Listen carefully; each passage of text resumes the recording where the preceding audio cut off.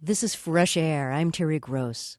When rock critics write about the British band Radiohead, they often use the words best and greatest. A review in Time magazine was headlined, "Radiohead may just be the best band in the world." Last year, Spin magazine named their album OK Computer the top album of the past 20 years. Radiohead's last album, Hail to the Thief, came out 3 years ago, and during that time, the band's contract with their label ran out. They've been trying out new material on the road the past few months and deciding if they're going to sign with a major record company or distribute their music themselves. This week, Radiohead singer Thom came out with an album called The Eraser, which he and the band's longtime producer Nigel Godrich made largely on computers. Thom stopped by Fresh Air for an interview. Let's start with Radiohead's first hit from 1993, Creep.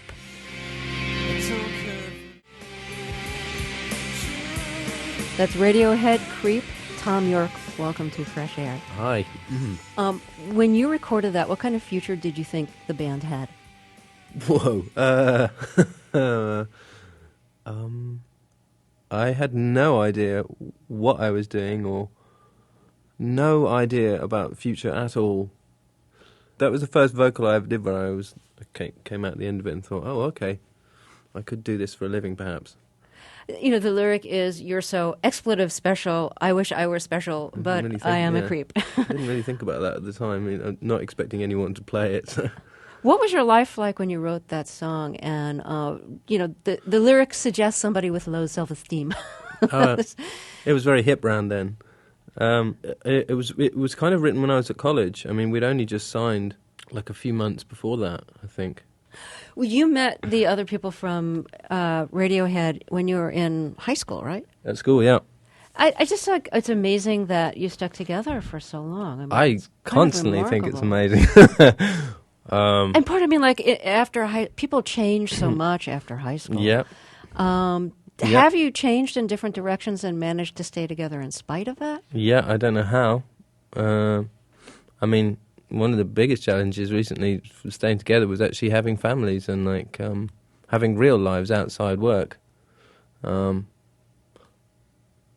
I think we're kind of through the worst of that, really. It's actually kind of cool now. But it's strange shift in the general dynamic of things, really, because you have to like reassess your day-to-day existence, obviously, like every parent does. When you first started playing as a band, when you were in high school, yes. What were you playing? Were you playing original songs? Were you doing covers? I used to. Oh, well, we didn't really do much at school. I mean, we talked about it a lot, and we'd endlessly rehearse, but we never really played any shows. What were you rehearsing? I mean, what kind of music was it? We were really into REM, and well, I mean, everyone was into different stuff. Phil was a punk freak, and Ed was a Smiths freak. Johnny and Colin were into Joy Division and the magazine. And you? I was the REM guy. You were the REM guy, yeah. Right. Okay. What did music mean to you when you were growing up? I came to it really quite late, actually. I managed to... We didn't have any music system in our house till I was 8, 9. And I think, naturally enough, it started making a lot of sense when I hit puberty, which I did fairly early. And then music was absolutely everything to me and has remained so ever since. Well, I'm going to jump ahead to another CD. This is OK Computer. Oh, okay. So this was like a huge success for you. Did it go to like number 1 on Billboard? Yeah. Not quite sure how that happened. I think it's something to do with the record company, but that's maybe me being cynical. Anyway. What do you think of as different on this CD from your preceding work? When we did the Bends, we were still figuring out, I think, the basics even of how to make records.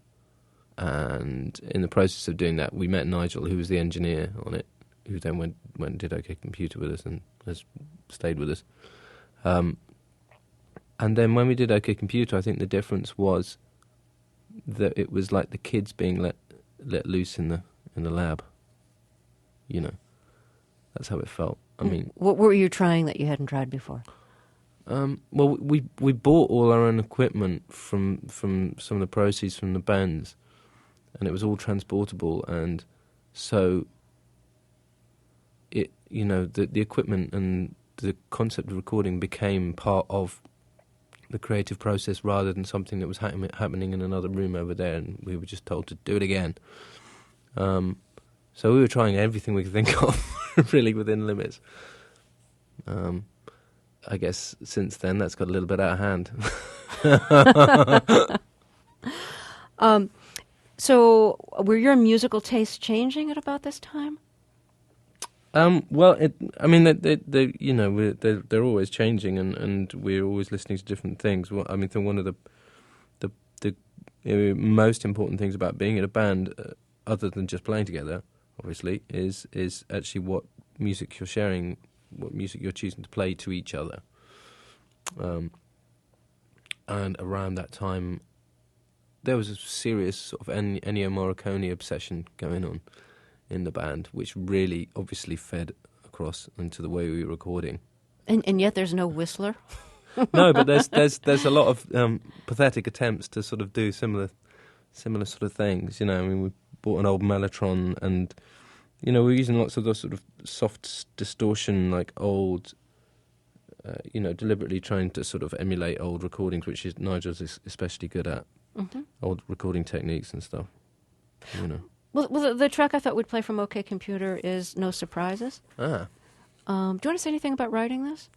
That's one of the songs that we refer to a lot, because just in terms of when we're in the midst of a song and we don't know whether we're just completely wasting our time, and No Surprises was like that all the way through. It was just, I don't know about this. I mean, yes, it's a beautiful song, but it just seemed to be too much, and then we're gradually sort of chipping away at trying lots and lots of different things, and then it's amazing how as soon as you just got a little bit of distance from it, as we were finishing the record and placing it in the record, how powerful it was, really, considering how difficult it was to make. The nice thing about it, I think, is that you kind of forget about all the hard stuff. You forget about how difficult it is to do things. Nigel's very fond of reminding me of that. On No Surprises, was there anything that, any moment where you realized, okay, this is actually a good track, this works?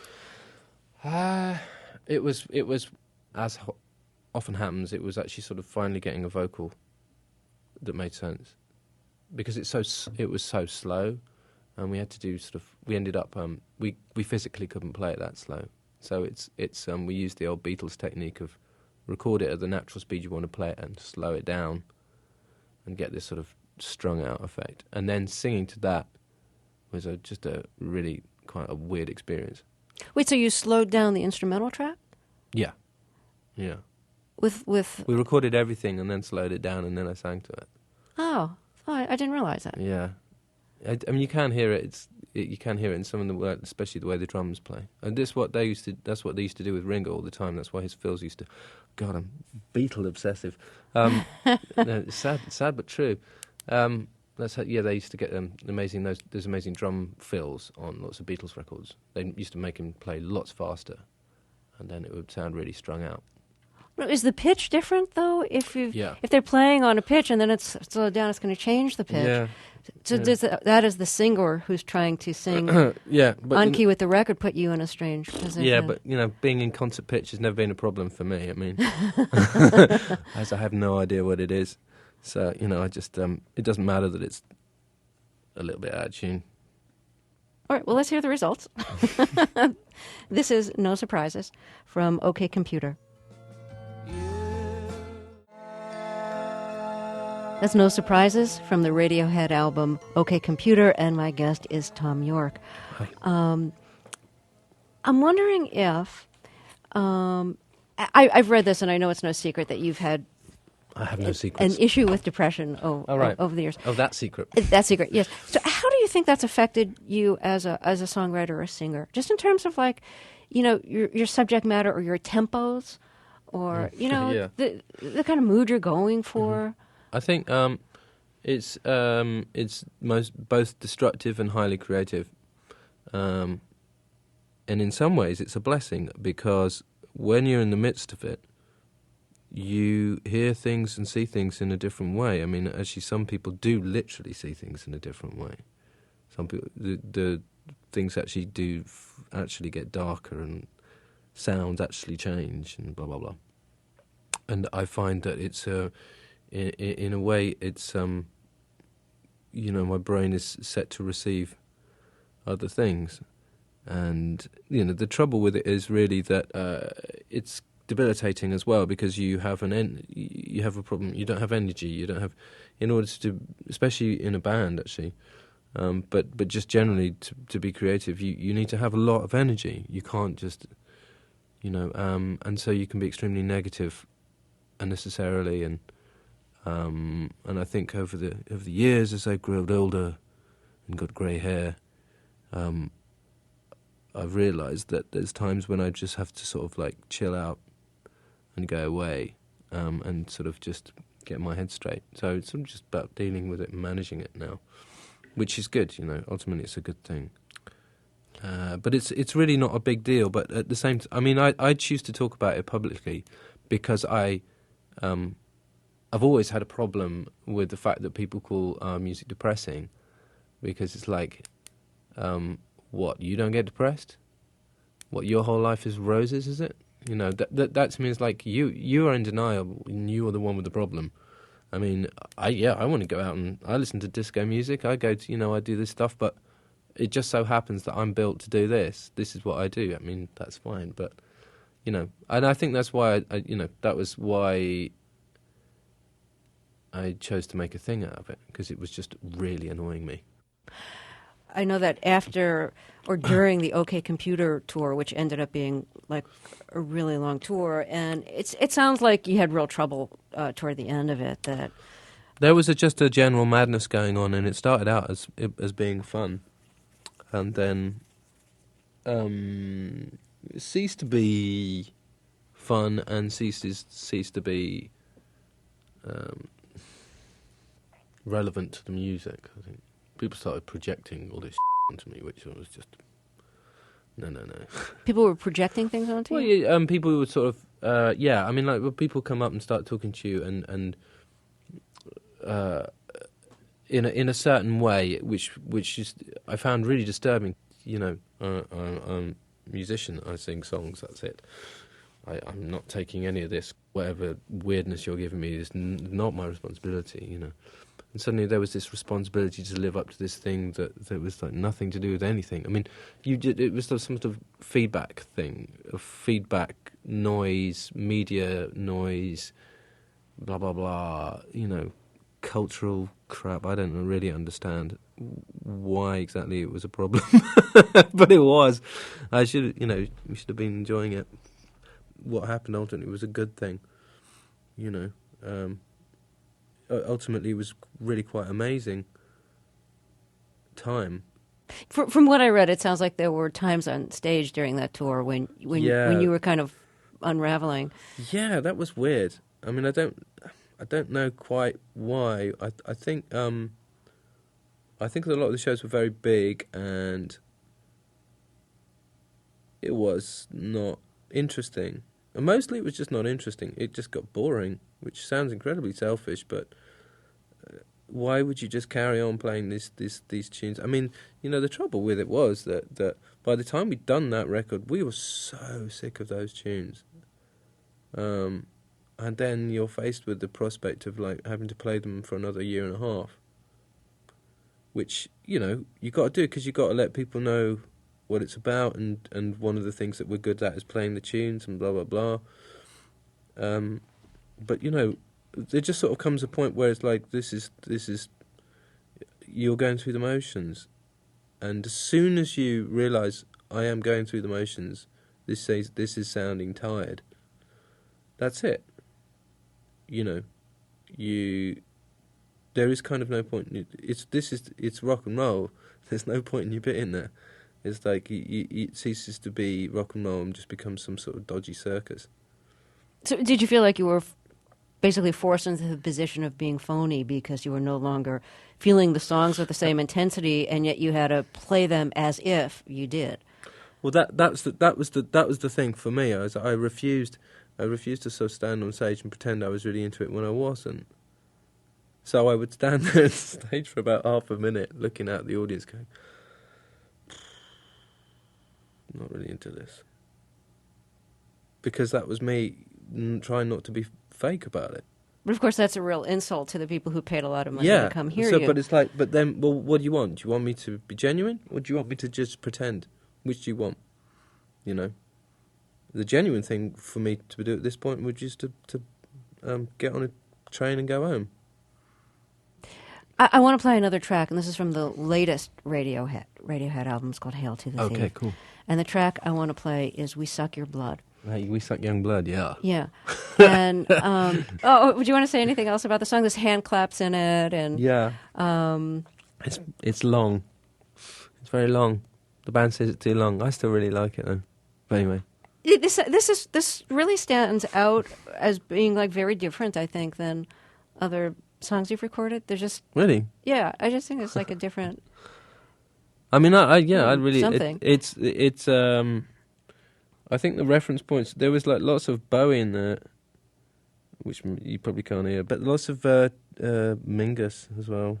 That whole, like my absolute favourite Mingus track is the first one on the Town Hall concert. It's called Freedom Part 1, and it has that sort of slow handle. It's the deliberate sort of kind of slave ship rhythm, you know, the tortuously slow, like the whip being cracked or the whatever it is, the drum being hit, you know, that sort of thing. That's kind of what the whole vibe of it was, really. Okay, so this is We Suck Young Blood from Radiohead's latest album, which is called Hail to the Thief. And my guest is Thom Yorke. Hey. This is Fresh Air. I'm Terry Gross. We're talking with Thom Yorke of Radiohead.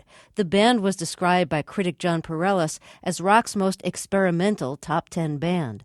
It's been 3 years since the band's latest album, but Yorke has a solo album of his own that was released this week called The Eraser. Here's a track from it. That's Skip Divided from Thom Yorke's new CD, The Eraser. Let's get back to our interview with Yorke. If you don't mind, I'm going to ask you a couple of questions about your eye. Okay. I know when you were young, you had 5 or 6 operations on your eye. And for what? What was the problem? Oh, it was shut when I was born. There was no... It was shut? The eye was shut? Yeah, which is apparently, you know, it happens quite a lot. Well, I mean, not that much, obviously, but it is known to happen. So can you see out of your eye now? Yeah, kind of. They kind of messed up the last operation, so it's a bit messy. So did people give you a hard time because of your eye? Kids pick on kids for anything that's different. Not really, no. I was a bit of a psycho when I was a kid. Were you really? How was that expressed? Throwing other kids around and, you know. Really? Yeah. So I wasn't really a shrinking violet by any description. Well, I want to play another track, and this is from your album Kid A. Hurrah. And I thought we could play Idiotech. Hurrah! I like that one. And you got a real electronic thing going on here. When did you start getting interested in electronic instruments? And I've been really wondering if you went back and listened to a lot of the early electronic avant-garde music of, say, the 60s. Did I actually? Yeah, when did I do that? I mean, I didn't really know much about it until I guess I started really collecting it up during the bands and OK Computer. I mean, the things I was really, really into at college was electronic music. I was massively into it. Like what kind? Were you? All the Detroit techno stuff that was coming out, and I was getting, I mean, I don't know what it was, half of it, you know. And there was all this sort of British answer to it as well. There's the Warp label in Sheffield, and they were coming out with just amazing stuff. I mean, the reason it was amazing was because I was DJing every Friday at college, And the stuff that sounded the most exciting coming out of the speakers was not the rock music. It was this minimal techno. It just sounded fantastic coming out of your Technics 1200s. That the needle's a bit damaged and the speakers are kind of blowing up, and you've had a little bit too much to drink, and some twit is asking for the Pogues again. So you just whack on like some Warp record really loud and just clear the dance floor. But you are having the best time, and that was my sort of formative thing with electronic. It wasn't actually sort of Kraftwerk. And I knew that was the reference point, and I had Autobahn, but I didn't know, the real history behind Kraftwerk at all. I came to it all backwards as one does, and then I got really heavily back into it after OK Computer because I'd absolutely had enough of rock music, predictably enough. I hadn't had enough of being in the band, but I'd had enough of those sounds. Like OK Computer was a very consciously acoustic record, using acoustic spaces very, very deliberately, hardly using any fake reverbs, using real reverbs and real room sounds, putting mics in the wrong end of the room and all this sort of stuff. We'd all read this, me and the Greenwoods anyway, we'd read this book on how recording music had changed the way music was. And it was like this thesis on different techniques and how actually writing music and recording music had changed since it was coming out of speakers and it wasn't live. And the logical conclusion of this book was electronic music to me was it was like this is if you put a microphone in something in front of something and then you play it out of a speaker, there's all this extra distance between what's really happening and you. And what was so exciting about electronic music is it's like literally there's no distance between the music and the speaker. It's just straight out the speaker. There's nothing else there at all. No, I could see you being really interested in this, and then you could create this, like electronic environment that you could then sing over. Yeah. What about the guitarist and the bass player in your band? How did they feel about it? It was a bit of a brain mash. They were definitely not into it to begin with. But at the same time, the recordings didn't really end up like that. I mean, both Kid A and Amnesiac were lots and lots of different stuff. I mean, there's been a bit of focus on that's when they went all electronic. Well, okay, you could say the first song on Kid A, Everything in Its Right Place, is electronic. But, we'd actually tried it every other way and it didn't work. And that's how it worked. So that's that. It wasn't like, yes, now we are making an electronic record. You are either with me or you are against me. It wasn't really like that. But what about with Idiotech? Did you intend for that to be electronic? The Idiotech wasn't. I mean, this is the good thing about being in a band. Is the Idiotech wasn't my idea at all. It was Johnny's. Johnny handed me this DAT that he'd gone into our studio for the afternoon, and the DAT was like 50 minutes long, and I sat there and listened to this 50 minutes, and some of it was just what, but then there was this section about 40 seconds long in the middle of it, that was absolute genius, and I just cut that up, and that was it. And then you wrote the song around it? Yeah. And that's to me, that's my most exciting time, is when someone just hands me something and goes, have you listened to this? And it's nothing to do with me, and I just respond to it immediately like that. I don't have to pick up a guitar, I don't have to do this and this and this, it's just there. Is that how you write a lot of the songs? Yeah, it's still how we write. I mean, obviously it's still it's fun crafting songs using chords and stuff, but when it's like sort of found like that, like you weren't there when it happened. You're just given it. I find that it's a really pure sort of response to whatever it is. Okay, well, let's hear Idiotech from Kid A. This is Radiohead, and my guest is Thom Yorke.